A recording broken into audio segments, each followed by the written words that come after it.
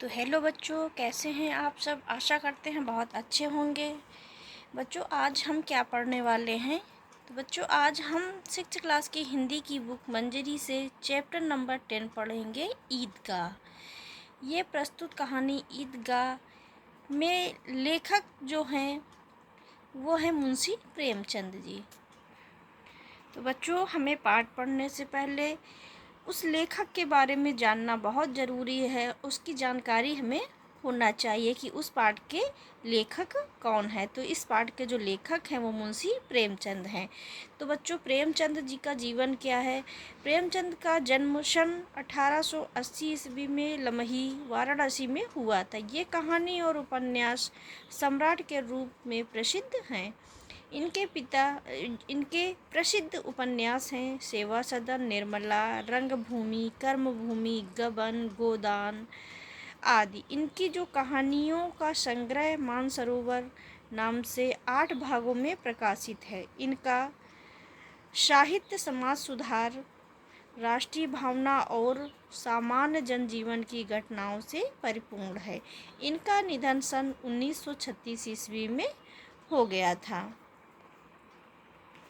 तो बच्चों, ये ईदगाह नामक जो चैप्टर है, ये बहुत इसमें अच्छी कहानी दी गई है। एक जो बालक होता है उसके माता पिता की मृत्यु हो जाती है और वह अपनी बूढ़ी दादी के साथ जीवन बिताता है।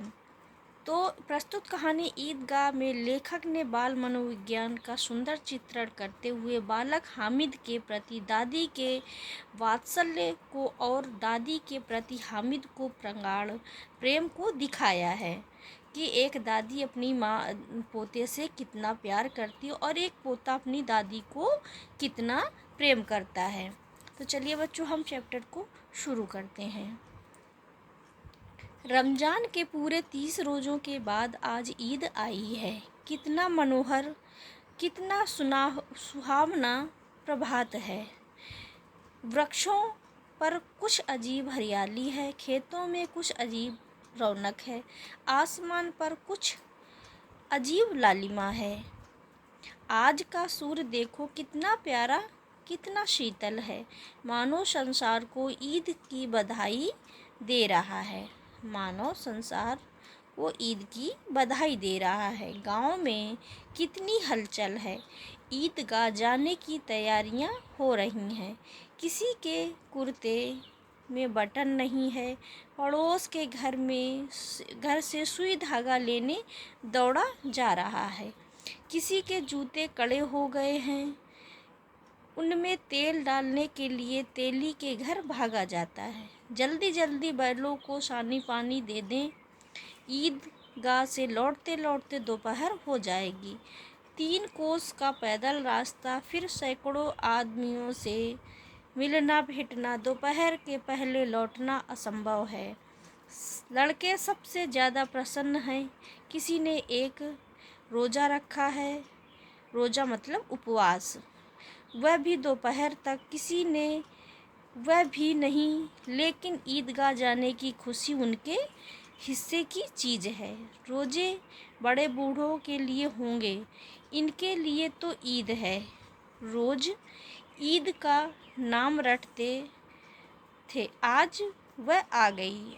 अब जल्दी पड़ी है कि लोग ईदगाह क्यों नहीं चलते। इन्हें गृहस्थी की चिंताओं से क्या प्रयोजन।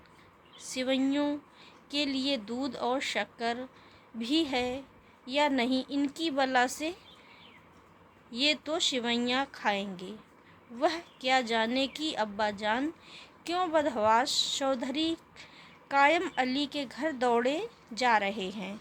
उन्हें क्या खबर कि चौधरी आज आंखें बदल लें तो ये सारी ईद मुहर्रम हो जाए।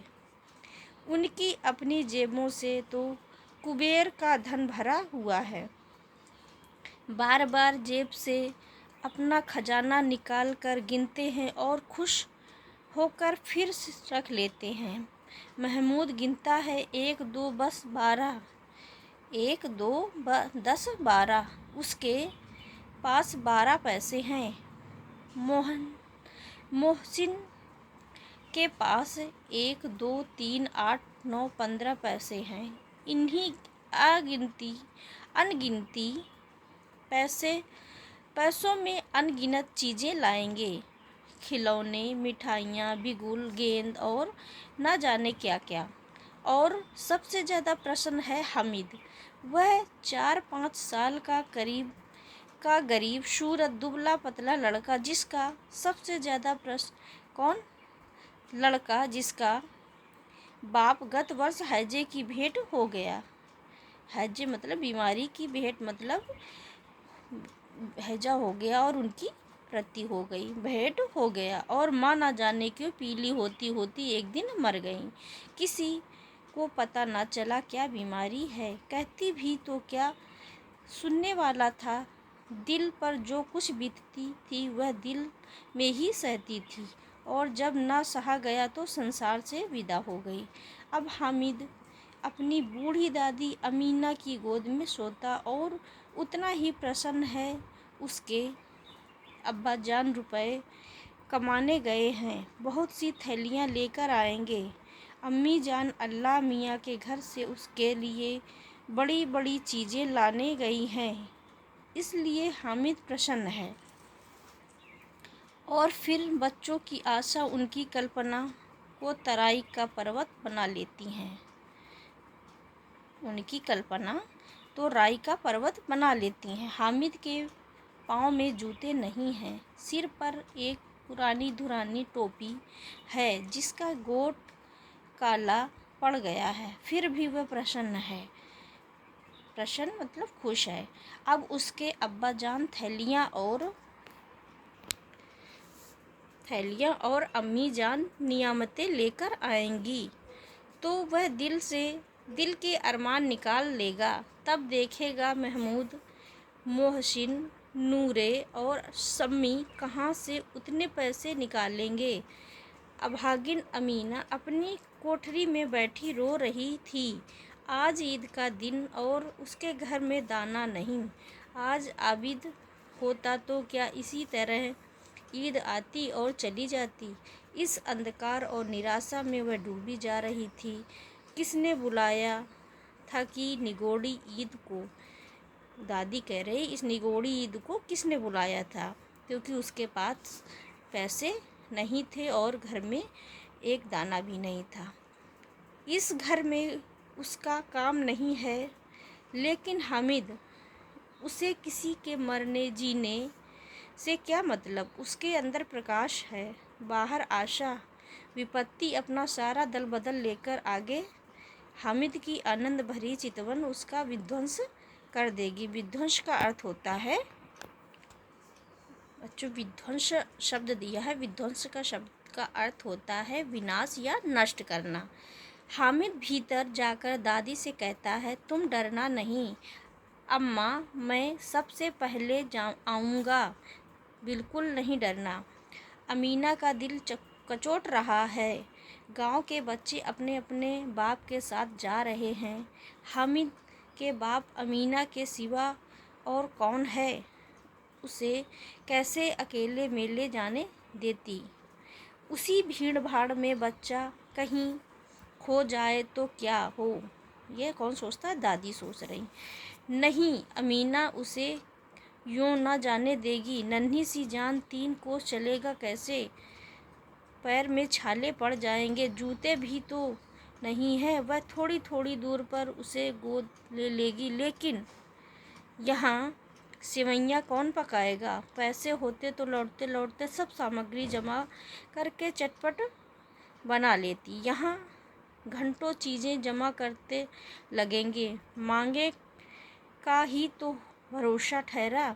उस दिन फहीमन के कपड़े सिए थे, 8 आने पैसे मिले थे। उस अठन्नी को ईमान की तरह बचाती चली आई थी इसी ईद के लिए, लेकिन कल ग्वालन सिर पर सवार हो गई तो क्या करती। हामिद के लिए कुछ नहीं है तो 2 पैसे का दूध तो चाहिए ही। अब तो कुल 2 आने पैसे बच रहे हैं। 3 पैसे हामिद की जेब में, 5 आमिन के बटुए में। गांव से मेला चला और बच्चों के साथ हामिद भी जा रहा था। कभी सब दौड़कर आगे निकल जाते हैं, फिर किसी पेड़ के नीचे खड़े होकर साथ वालों का इंतज़ार करते हैं। ये लोग क्यों इतना धीरे धीरे चल रहे हैं? हामिद के पैरों में तो जैसे पर लग गए हैं। वह कभी थक सकता है। शहर का दामन आ गया, बड़ी बड़ी इमारतें आने लगी। ये अदालत है, यह कॉलेज है, यह क्लब घर है। इतने बड़े कॉलेज में कितने लड़के पढ़ते होंगे? जब वो हामिद जाता है रास्ते में मेले, तो वह बहुत सारी बिल्डिंगों को देखता है, तो वह पूछने लगता है,